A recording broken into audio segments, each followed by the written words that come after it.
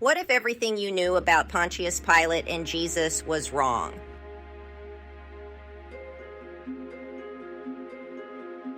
For centuries, the story of Jesus of Nazareth has captivated and intrigued people around the world. What if we could hear Pontius Pilate's own account of the events that transpired? Ancient documents believed to be the lost letters of Pontius Pilate have been unearthed. These letters offer a rare perspective on the life, trial, and crucifixion of Jesus of Nazareth. Join us as we delve into these remarkable letters and their profound implications. Here is an excerpt from one of Pontius Pilate's letters. To Tiberius Caesar, Emperor of Rome, greetings. A young man appeared in Galilee, preaching with great fervor. His name is Jesus of Nazareth. He has stirred the people with his teachings and miracles. I have observed him closely and find no fault in him, yet the leaders of the Jews demand his crucifixion. I wash my hands of this matter. May the gods guide us all. Pontius Pilate, governor of Judea. Prepare to be captivated by Pontius Pilate's raw and unfiltered perspective. In the annals of history, few discoveries have sparked as much intrigue as the letters of Pontius Pilate. These ancient documents offer a rare glimpse into the past, shedding light on the man who played a pivotal role in the trial of Jesus. Addressed to Emperor Tiberius, Pilate's letter begins with a formal greeting and proceeds to discuss a man named Jesus of Nazareth. Pilate describes how Jesus has stirred the people with his teachings and miracles. The Jewish leaders accuse Jesus of blasphemy and seek his death. Despite finding no fault in Jesus, Pilate notes the crowd's demand for crucifixion. To maintain order, Pilate reluctantly agrees to their demands. He concludes the letter with a plea for wisdom in these turbulent times, signing off as Pontius Pilate. This letter provides a rare glimpse into the thoughts of the man who played a pivotal role in the fate of Jesus. A tumultuous event has transpired in Judea, involving a man named Jesus of Nazareth. He was brought before me by the Jewish leaders, accused of blasphemy and inciting rebellion. Initially, I found no fault in him, seeing him as a harmless preacher. However, the leaders were relentless, demanding his death. They claimed he called himself the King of the Jews, a title that threatened Roman authority. The crowd grew restless now, and the situation became volatile. I faced a dilemma, finding no fault in him but fearing unrest. A riot during Passover could have disastrous consequences. In the end, I washed my hands of the matter and sentenced him to death. May the gods have mercy on us all. Pontius Pilate, despite his reputation as a ruthless and pragmatic administrator, was deeply aware of the burdens of his position. Judea, a hotbed of religious fervor and resentment against Roman rule, demanded a delicate hand. Every decision carried the potential to ignite rebellion. Translated letters reveal Pilate's internal struggles and immense responsibility. Pilate often described the Jews as a stubborn and superstitious lot. He noted how they chafed under Roman rule, yet turned on their own. Pilate understood the volatile nature of Judean society. He recognized resentment towards Rome and internal Jewish divisions. Pilate's letters also highlight administrative challenges. Judea was strategically important, at the crossroads of vital trade routes. Maintaining order and tax flow were paramount concerns. Pilate knew his success in Judea would impact his career. The political and social pressures were immense, he wrote, and every decision was scrutinized. Pilate faced constant scrutiny from both Roman authorities and the local population. Amidst reports of tax revenues, a different tone emerges when Pilate addresses Jesus of Nazareth. A hint of uncertainty, perhaps even fear, creeps into his prose.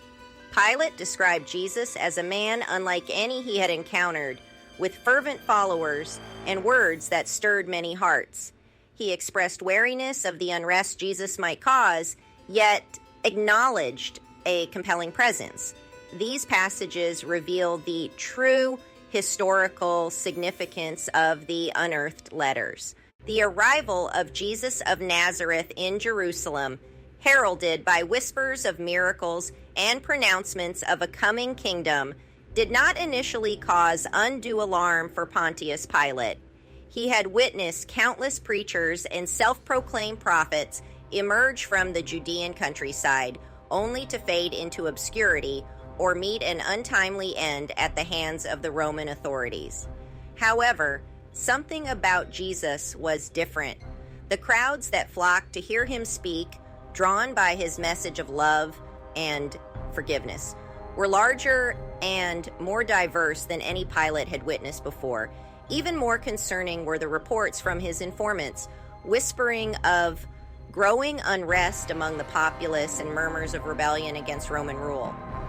Pilate, ever the pragmatist, initially dismissed these concerns. He had dealt with unrest before, and the might of Rome was not easily challenged. Yet, as the days turned into weeks and the crowds following Jesus continued to swell, a seed of doubt began to take root in Pilate's mind. Could this Nazarene, this seemingly harmless preacher, pose a genuine threat to the stability of his province? In one of his letters, Pilate reflects on his initial impressions of Jesus. He describes Jesus as a curious figure whose words of peace and love ignite a fire in the hearts of his followers. These observations reveal a man both intrigued and unsettled by the enigmatic figure of Jesus. Pilate, accustomed to wielding power and authority, seemed almost disarmed by Jesus' quiet charisma and message of radical love. Pilate continues to ponder the true nature of Jesus' influence, questioning whether it is divine or merely the result of a desperate people's longing for hope. Pilate's reflections capture the tension and uncertainty that marked his early encounters with Jesus, a man who would soon become central to one of history's most pivotal moments. As Jesus' popularity grew, so did the scrutiny from the Jewish religious authorities. They viewed him as a threat to their authority. The stage was set for a confrontation. Among the unearthed letters, one stands out, a dispatch from Pilate to Emperor Tiberius. This letter provides a first-hand account of the events leading up to Jesus' trial. It describes Jesus' arrival in Jerusalem and the growing unrest. Pilate writes, "A certain Galilean has arrived, proclaiming himself king of the Jews. His teachings have stirred up the populace. The Jewish leaders demand swift justice. My concern over the situation is evident. I recount my interrogation of Jesus. I found no fault in him. He speaks of love and forgiveness. I am unsure of how to handle Jesus. The letter concludes with Jesus' crucifixion. I wash my hands of the matter. I cannot escape the ramifications of my actions." The trial of Jesus, as depicted in Pilate's letters, unfolds not as a solemn search for truth, but rather as a calculated political maneuver. Rome, ever pragmatic in its approach to governing its vast empire, was less concerned with matters of religious dogma and more focused on maintaining order and quelling dissent. Pilate, a seasoned administrator well-versed in the art of Roman law, approached the trial with a mixture of skepticism and annoyance. The charges leveled against Jesus, a seemingly harmless preacher from the backwaters of Galilee, struck him as absurd. Pilate's letters reveal his incredulity at the accusations. He found the notion of Jesus, with his message of love and forgiveness, being a threat to Rome laughable. Yet Pilate was no fool. He understood the volatile nature of Judean society and the simmering resentment towards Roman rule. The trial of Jesus, regardless of its merits, had the potential to ignite the flames of rebellion. A riot in Jerusalem, especially during the Passover festival when the city was teeming with pilgrims, was the last thing Pilate needed. Pilate questioned Jesus at length, probing for any hint of seditious intent, any spark that could justify the accusations. Yet Jesus' answers, often cryptic, and evasive only served to deepen Pilate's confusion. Jesus spoke in riddles, claiming to be a king, yet his kingdom was not of this world. He preached love, yet his words cut like a double-edged sword. Pilate's letters provide a rare glimpse into the mind of a Roman governor grappling with a situation that could easily spiral out of control. In a letter attributed to Pontius Pilate, he expresses his dilemma. He finds no fault in Jesus, noting that his claims of kingship are not a threat to Rome. Pilate observes that the accusations of blasphemy are matters of Jewish law, not Roman. He mentions Jesus speaks of a spiritual kingdom, not a worldly one. Pilate senses that the religious leaders' insistence on Jesus' guilt is driven by envy and fear. He finds the evidence presented weak and is reluctant to condemn Jesus. Yet, to maintain peace, Pilate must consider their demands carefully.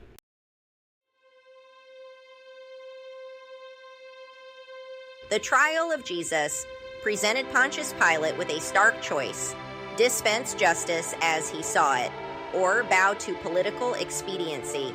Pilate found no fault in Jesus after extensive questioning. His words spoke of love and forgiveness, not revolution.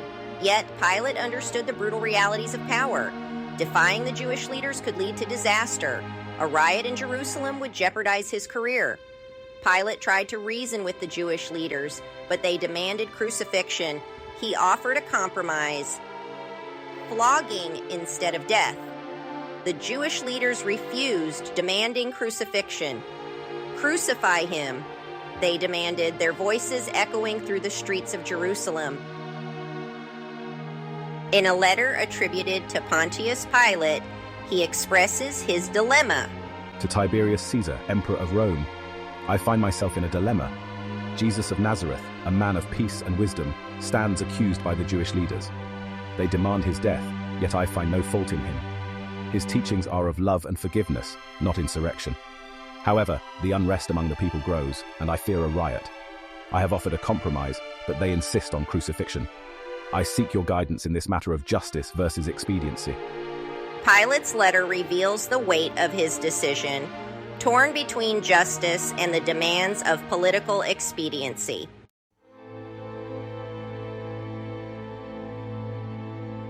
Faced with the threat of an uprising, Pilate yielded. He washed his hands of the matter and handed Jesus over to be crucified. Pilate's letters reveal the emptiness of this gesture. Pilate writes of his attempt to absolve himself, yet the guilt remains. The memory of condemning an innocent man haunts him. The aftermath of Jesus' crucifixion brought unease and uncertainty. Rumors of Jesus' resurrection spread like wildfire. Pilate, increasingly isolated, grappled with the consequences of his actions.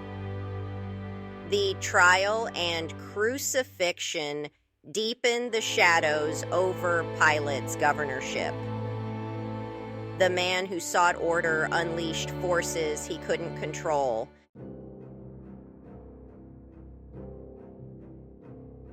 Exe homo, a desperate gambit, a fateful decision. As the trial of Jesus reached its climax, Pilate resorted to a desperate gamble.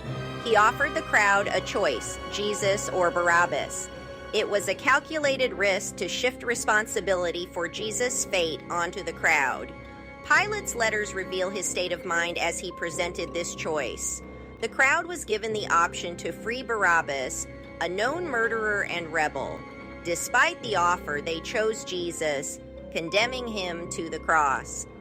Pilate's gamble backfired as the crowd demanded Jesus' crucifixion. He washed his hands of the matter, knowing it was futile. With the words exe homo, Pilate condemned Jesus to a brutal death, setting in motion events that would transform the world. Section 4. The Letter of Pontius Pilate. One of the most intriguing artifacts that has come to light in recent years is the letter purportedly written by Pontius Pilate concerning Jesus Christ. This letter offers a rare glimpse into the thoughts of the Roman governor at a pivotal moment in history. The letter reads, "To Tiberius Caesar, Emperor of Rome, a young man appeared in Galilee preaching with humble unction a new law in the name of the God that had sent him. At first I was apprehensive that his intention was to stir up the people against the Roman authorities, but my fears were soon dispelled. Jesus of Nazareth spoke rather as friend of the Romans than of the Jews.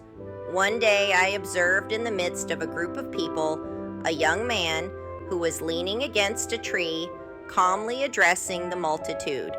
I was told it was Jesus. This I could easily have suspected, so great was the difference between him and those who were listening to him. His golden-colored hair and beard gave to his appearance a celestial aspect. He appeared to be about 30 years of age. Never have I seen a sweeter or more serene countenance. What a contrast between him and his hearers, with their black beards and tawny complexions. Unwilling to interrupt him by my presence, I continued my walk, but signified to my secretary to join the group and listen. Later, my secretary reported that never had he read in the works of the philosophers anything that compared to the teachings of Jesus. He told me that Jesus was neither seditious nor rebellious, so we extended to him our protection. He was at liberty to act, to speak, to assemble, and to address the people. This unlimited freedom provoked the Jews, not the poor, but the rich and powerful.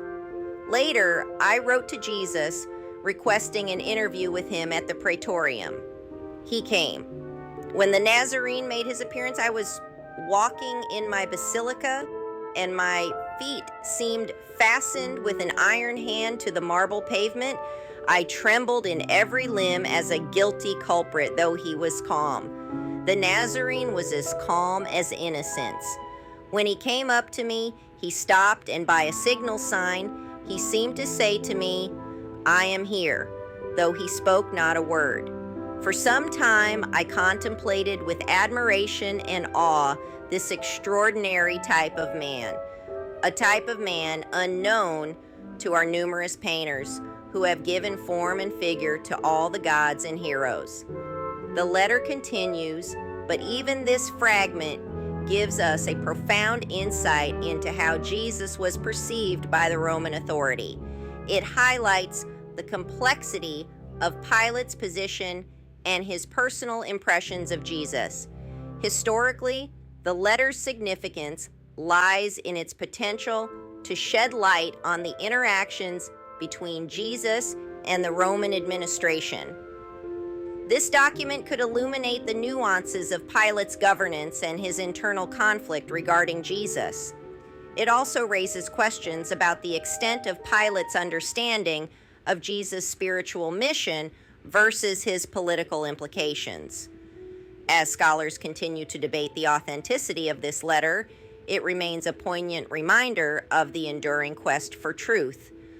The search for historical and spiritual understanding is a journey marked by discoveries that challenge our perceptions and deepen our appreciation for the past. The letter of Pontius Pilate serves as a testament to the complexities of history and the power of individual narratives to shape our collective understanding. It is through such artifacts that we continue to explore the rich tapestry of our shared human experience. Please comment your thoughts on this letter, and don't forget to like and subscribe to the channel so you don't miss any upcoming videos.